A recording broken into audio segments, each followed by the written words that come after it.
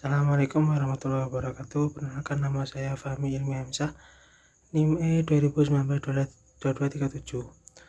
Saya akan mempresentasikan tentang distribusi pendapatan dan pemekaran ekonomi.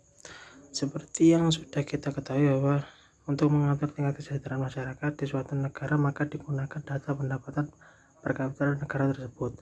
Namun penggunaan data pendapatan per kapita tersebut memiliki kelemahan karena tidak mampu memberikan gambaran tentang perubahan mengenai distribusi pendapatan maupun perkembangan dalam kesempatan kerja.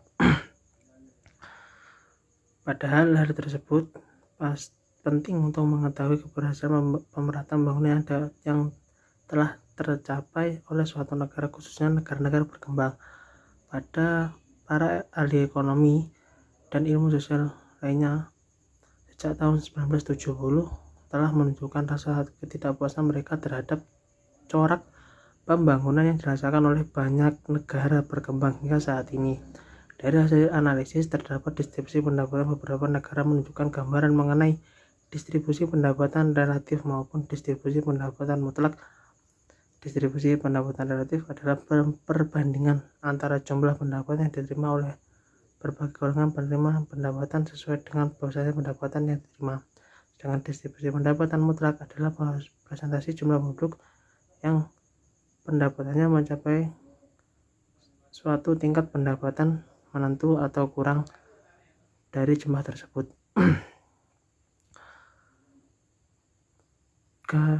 Digambarkan oleh Ahluwalia dengan mengelompokkan para penerima pendapatan ke dalam 3 kelompok, yaitu 1.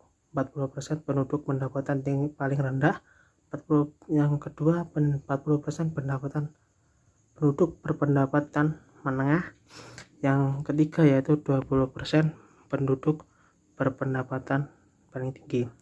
Secara umum pendapatan digambarkan bahwa semakin tinggi pendapatan per kapita suatu masyarakat, maka makin kecil populasi jumlah penduduk yang berada di bawah garis kemiskinan. Namun hal ini tidak berlaku mutlak karena besarnya persentase penduduk yang berada di bawah garis kemiskinan dipengaruhi pula oleh corak distribusi pendapatan. Semakin tidak merata distribusi pendapatan, maka persentase penduduk yang berada di bawah garis kemiskinan akan semakin besar pula. Yang kedua, tentang strategi atau kebijakan pemerataan pembangunan.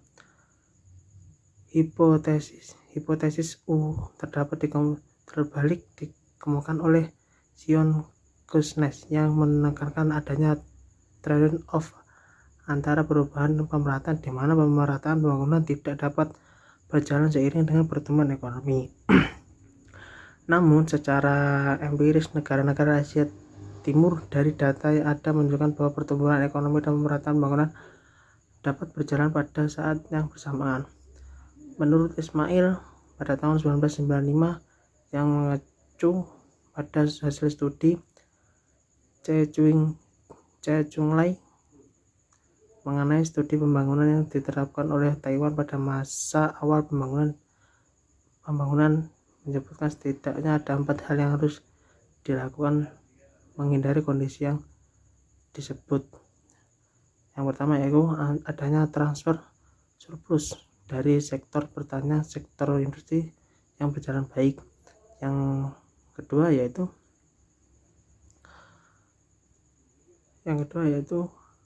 lokasi industri yang tidak mendorong urbanisasi karena berlokasi tidak jauh dari pedesaan. Yang C, adanya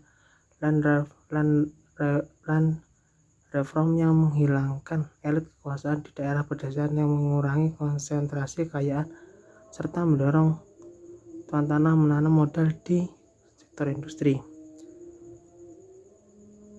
Yang berikutnya yaitu dari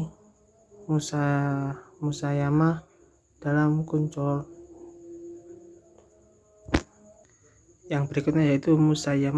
Kuncoro menyebutkan bahwa ada 3 ciri utama industri di Asia Timur yang menopang kesuksesan mereka, yaitu A, adanya liberalisasi ekonomi yang kuat sehingga mempengaruhi pembangunan industri. Yang B, Penerapan pembagian kebijakan untuk memperbaiki struktur industri, termasuk kebijakan transfer teknologi dan litbang, pembangunan industri strategis, dan kebijakan yang ditunjukkan untuk membentuk kelompok industri. Yang C, penerapan strategi jaringan regional, yaitu jaringan regional di Asia Timur secara keseluruhan maupun dengan negara tetangga. Pemerataan pembangunan merupakan jawaban terhadap masalah ketimpangan yang salah satu strateginya dapat dilakukan dengan menjalankan ketersediaan infrastruktur yang disesuaikan dengan kebutuhan antar wilayah, sehingga mendorong investasi baru, lapangan kerja baru, meningkatkan pendapatan dan kesejahteraan masyarakat.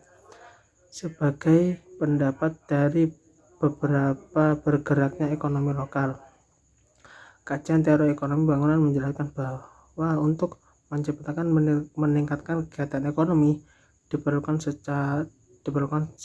sarana infrastruktur yang memadai.